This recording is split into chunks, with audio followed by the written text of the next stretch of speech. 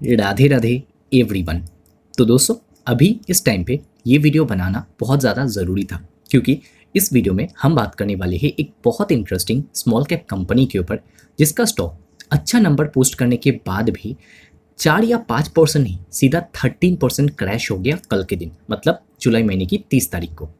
अभी जब कोई पोर्टफोलियो का स्टॉक, किसी का भी पोर्टफोलियो का स्टॉक एक दिन में इतना नीचे जाएगा 13%, वो तो कंफ्यूज हो जाएंगे, वो तो सोच में पड़ जाएंगे, क्या मैंने कोई गलत डिसीजन लिया, क्या कंपनी ने कुछ बहुत ज़्यादा ही गलत कर दिया कि मार्केट इसको इतना पनिश कर है, या कंपनी का जो ग्रोथ गाइडेंस है वहाँ पे क्या कुछ चेंजेस हुआ, क्या मैनेजमेंट ने गाइडेंस कट कर दिया, कम कर दिया, क्या है आगे कितना ग्रोथ लाने वाला है। वो सारा कुछ आज इस वीडियो में एक एक करके डिस्कस करने वाले, एकदम बेसिक वे में, सिंपल तरीके से। चलिए दोस्तों, फटाफट वीडियो को शुरू करते हैं। सबसे पहले स्टॉक कल कितना गिरा वो तो आप देख ही सकते हो। 5 दिन के अंदर 10% डाउन, 1 महीने के अंदर 15% डाउन, 6 महीने के अंदर 52% का रिटर्न। तो इधर पे बीच में ना स्टॉक ने बहुत अच्छा रिटर्न दिया था। लाइक अगर आप लोअर से हायर लेवल तक देखेंगे तो स्टॉक ने दे दिया था 102% का रिटर्न। स्टॉक जो 150 रुपये पे चला आया था वो 300 को टच कर लिया था, उसको क्रॉस कर गया था। तो काफ़ी कम समय में, क्योंकि मार्च से लेकर जुलाई तक कंपनी ने इतना बड़ा रिटर्न बना करके दे दिया था। कहीं ना कहीं पे प्रॉफिट बुकिंग बनता था, शुरू थोड़ा सा पहले हो चुका था। उसके बाद आता है एक ट्रिगर पॉइंट, जो कि है कंपनी का रिजल्ट, एंड वही ट्रिगर को काम पे लगा के जो बड़े इन्वेस्टर्स हैं उन्होंने प्रॉफिट बुक की है। 1 साल की बात करें तो स्टॉक ने दी है 6% का रिटर्न। 5 साल की बात करें तो 44% का रिटर्न। आप बोलेंगे उतना अच्छा नहीं है। हाँ, सच में उतना अच्छा रिटर्न नहीं है 5 साल के हिसाब से अगर देखा जाए, बट 5 साल हमारे मार्केट के लिए भी काफ़ी टफ था। एंड अगर मैक्स की बात करें तो मैक्स में अच्छा रिटर्न है, 25,000% का रिटर्न दिखेगा, तो मैसिव रिटर्न कंपनी ने दिया है। बट ठीक है, हम पास्ट की ज़्यादा बात नहीं करेंगे, हम प्रेजेंट एंड फ्यूचर की बात करेंगे। बट उससे पहले तो ये जानना पड़ेगा कि कंपनी कौन सा है। बहुत सारे लोगों ने ऑलरेडी गेस कर लिया होगा, कंपनी है एडीएफ फूड्स लिमिटेड। हाँ, एज अ डिस्क्लेमर, मैं खुद भी इन्वेस्टेड हूँ, बट उसको थोड़ा सा साइड कर देते एंड एकदम न्यूट्रल वे में हम चेकआउट करने वाले हैं कंपनी के सारे डिटेल्स। अभी एडीएफ फूड, आज के दिन ये कंपनी का जो मार्केट कैप है ये है लगभग 2,900 करोड़, मतलब साइज में छोटा एंड स्मॉल कैप। 30 का है पीई रेशो। अभी हमने देखा कि जो बाजार की एफएमसीजी कंपनीज हैं उनको मार्केट थोड़ा सा प्रीमियम वैल्यूएशन प्रोवाइड करता है। लाइक ज़्यादातर एफएमसीजी कंपनीज का देखिए 40, 50, 60 का पी तो उनका मिल ही जाता है। नेस्ले कंपनी का काफ़ी ज़्यादा है, वीवेल को भी 50 के आसपास का पी मिल जाता है, बट इसका थोड़ा सा कम है। ठीक है। आरओसी रिटर्न ऑन इक्विटी दोनों काफ़ी हेल्दी। एंड कर्जा देखे वो है 55 करोड़।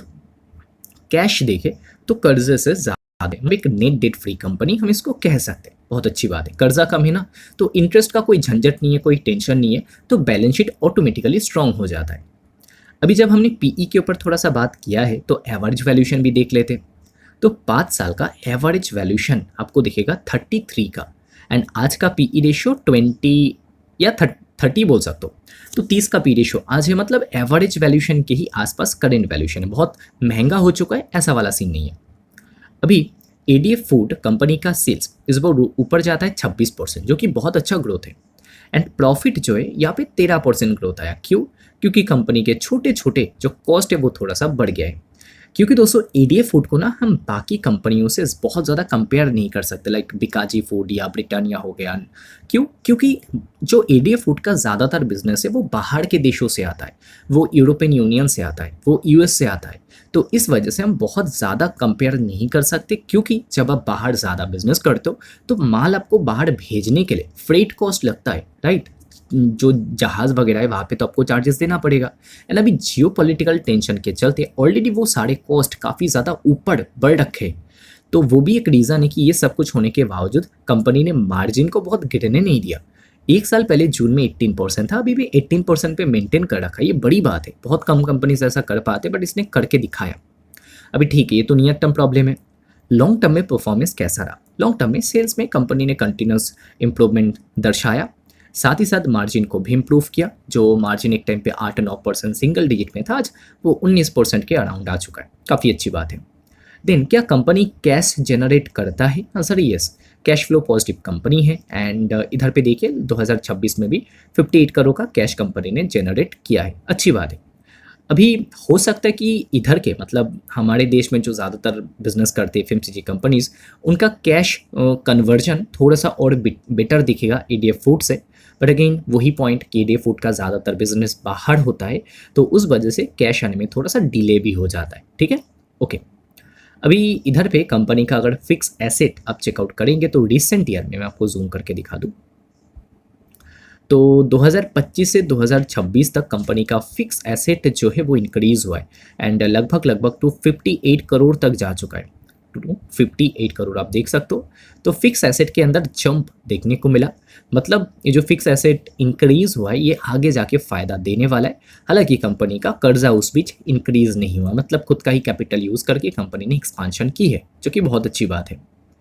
आ जाते हैं थोड़ा सा और नीचे एंड कंपनी का अगर आप शेयर होल्डिंग पैटर्न देखेंगे तो जून के क्वार्टर में कंपनी के प्रमोटर्स ने कोई चेंजेस नहीं किया। ठीक है, एफआईज का स्टेक जो है वो स्लाइटली इंप्रूव होता है, डीएस का थोड़ा डिक्रीज होता है, पब्लिक का स्टेक इंक्रीज हुआ। अब बोलेंगे तो नेगेटिव चेंज है, हाँ अब बोल सकते हो नेगेटिव चेंज है, डीआई का कम हुआ है। बट इधर पे अगर डीआई के अंदर जाए तो आपको ऑथम इन्वेस्टमेंट का नाम मिलेगा, जिसको बहुत सारे लोग ट्रैक करते हैं। एंड सिक्स सेंस इंडिया ये जो फंड है ना, ये काफ़ी इंटरेस्टिंग फंड है। इन्होंने बहुत अर्ली लेवल पे निवेश किया था हिंदुस्तान फूड कंपनी में, जब कंपनी बहुत पॉपुलर नहीं हुआ था। एंड उस कंपनी में इन्होंने बहुत बड़ा रिटर्न बनाया एंड वो कंपनी ने इस मतलब एडे फूड में भी निवेश किया है। लगभग 6% का हिस्सा है। हाँ थोड़ा स्टेक कट हुआ है बट ये भी इन्वेस्टेड है। एबाकस का भी नाम दिखाई पड़ता था एक समय पे, बट आज उनका नहीं है, शायद उन्होंने एग्जिट कर लिया होगा या उनका स्टेक लेस देन 1% चला गया होगा, तो दिख नहीं रहा है। अभी अगर हम पब्लिक के अंदर जाए तो पब्लिक के अंदर आपको ऐसा कोई बड़ा इन्वेस्टर तो नहीं मिलेगा, बट हाँ एक इन्वेस्टर ज़रूर है जिनका नाम है अश्विन केडिया। तो ये जो इन्वेस्टर है ना, तो ये विजय केडिया के कुछ नहीं लगते, या लगते होंगे तो मेरे को पता नहीं। बट हाँ एक फंड है, एक पीएमएस फंड है एंड उस पीएमएस फंड के बोर्ड में ये काम करते हैं, ये मैंने देखा है। तो ठीक है, तो shareholding pattern as such बहुत इंटरेस्टिंग नहीं है, बट कुछ कुछ जो अच्छे फंड्स हैं तो उन्होंने निवेश कर रखा है। अभी आगे का क्या वो भी थोड़ा बता दो। चले एक एक करके डिस्कस करते हैं कि कंपनी ने अपने कॉन कॉल में बताया क्या है। सबसे पहले ग्रोथ ड्राइवर क्या क्या होंगे। Truly Indian crossed 3000 US stores with repeat order driving 60% of the growth. बहुत अच्छी बात है राइट। 60% ग्रोथ अगर रिपीट ऑर्डर के थ्रू आ रहा है तो बड़ी बात है कि मतलब जो बेच रहा है कंपनी प्रोडक्ट वो पसंद आ रहा है लोगों को।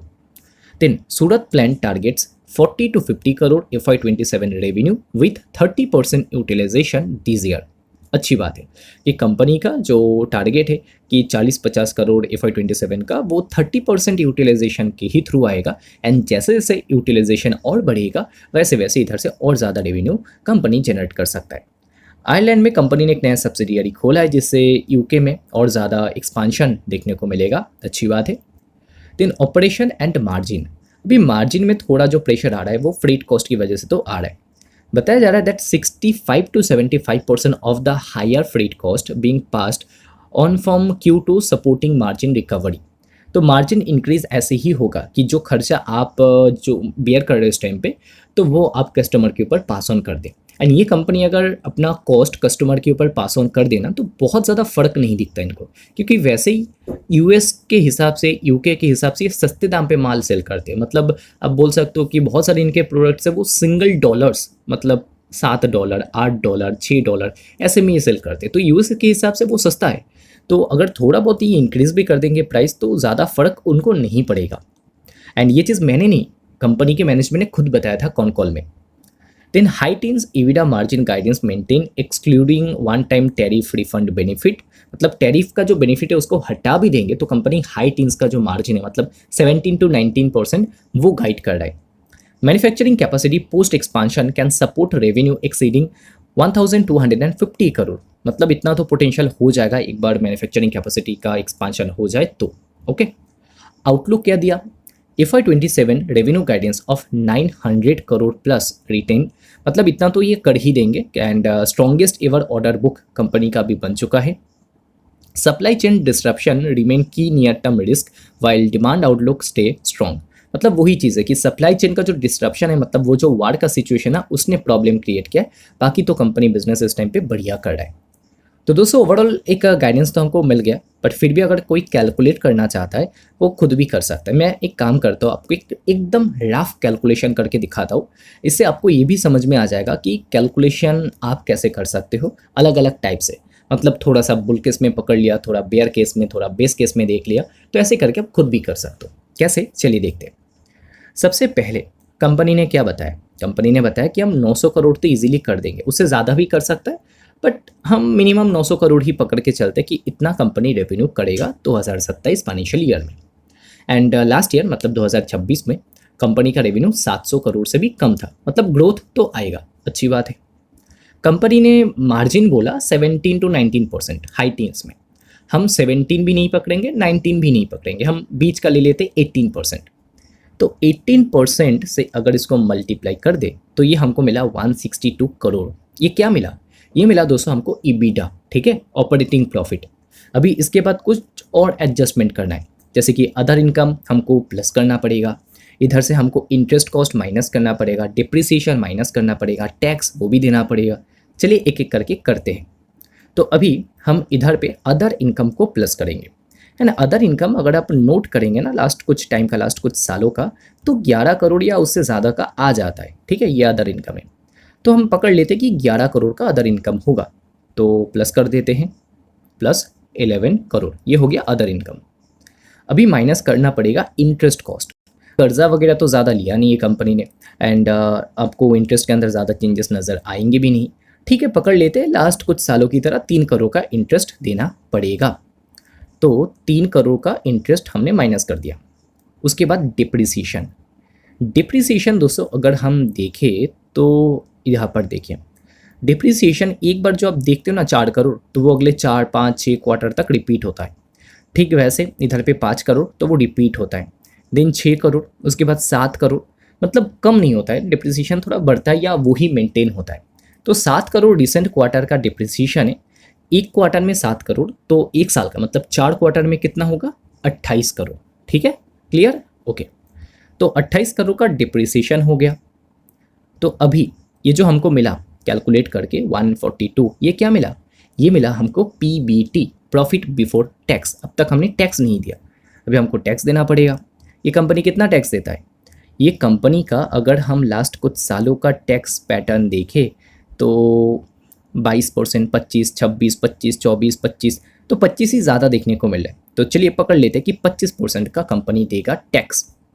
तो अगर इस नंबर में से 25% टैक्स में चला गया तो हम ऐसा कह सकते हैं कि बाकी बचा 75% वो हमारा नेट प्रॉफिट होगा। तो ऐसे करके 106 करोड़ के आसपास हमारा प्रॉफिट निकल गया, ठीक है। एकदम रफ कैलकुलेशन हम कर रहे हैं। अभी इधर पे आप क्या कर सकते हो? करेंट पीई ले सकते हो, या इधर से कम पीई ले सकते हो, इधर से ज़्यादा पी लेके आप पूरा कैलकुलेट कर सकते हो। लाइक अभी 30 का पी मिल यहाँ पे चल रहा है, 30 का पी मिले तो मार्केट कैप FY27 के एंड तक कुछ इसके आसपास जा सकता है। अगर मान लो कि 106.5, अगर मान लो कि 35 का पी रेशो होगा, तो 35 के पी पे अगर जाता है ये साल ख़त्म होने तक, तो इतना कंपनी का मार्केट कैप हो सकता है, जो कि आज से लगभग 30% के आसपास ऊपर होगा, ठीक है। 3727 करोड़। तो आज का मार्केट कैप तो हमने देखा, आज का मार्केट कैप 2900 करोड़ से भी कम। तो ऐसे करके ना आप खुद भी कैलकुलेट करके देख सकते हो। हमने 30 का पी लिया, हमने 35 का लिया, अब बेयर केस में ले सकते हो 25 का पी रेशो, ठीक है। ऐसे करके आप खुद भी कर सकते हो। एंड ये दोस्तों हमने 900 करोड़ का रेवेन्यू लिया, कंपनी उससे ज़्यादा ही करने की बात करे, 900 करोड़ प्लस। मतलब अगर 950 करोड़ करे तो कैलकुलेशन बदल जाएगा। हमने मार्जिन लिया 18% का, अगर कंपनी 19% का, बुल केस में 19% का मार्जिन कर ले तो कैलकुलेशन बदल जाएगा, ठीक है। तो ऐसे करके अगर वैल्यूएशन भी थोड़ा ज़्यादा मिल जाए तो ओवरऑल कैलकुलेशन बदल जाएगा। तो ऐसे करके खुद भी अलग अलग नंबर्स यूज़ करके कर सकते हो। मैंने एकदम बेसिक वे में आपको दिखा दिया कि कैलकुलेशन किया कैसे जाता है। आई होप दोस्तों आपको ये रियल नॉलेज अच्छा लगा होगा, एंड सिंपल तरीके से हमने पूरा डिस्कस किया है। आई होप कि ये वीडियो आपको अच्छा लगा होगा। अगर सच में अच्छा लगा है तो वीडियो को लाइक कर सकते हो। चैनल पे फर्स्ट टाइम हो तो जस्ट 1 महीने के लिए सब्सक्राइब करके देख सकते हो। आई होप कि आप डिसअपॉइंट नहीं होंगे। एंड कुछ एक्स्ट्रा लर्निंग कंटेंट चाहिए like study report, research report, तो वो सारा आपको मिलेगा यूट्यूब मेंबरशिप में, जो कि हम कल से लॉन्च करने वाले 1 अगस्त से। आई होप आप लोग एक्साइटेड होंगे। तो इस वीडियो को यहीं पे एंड करते हैं।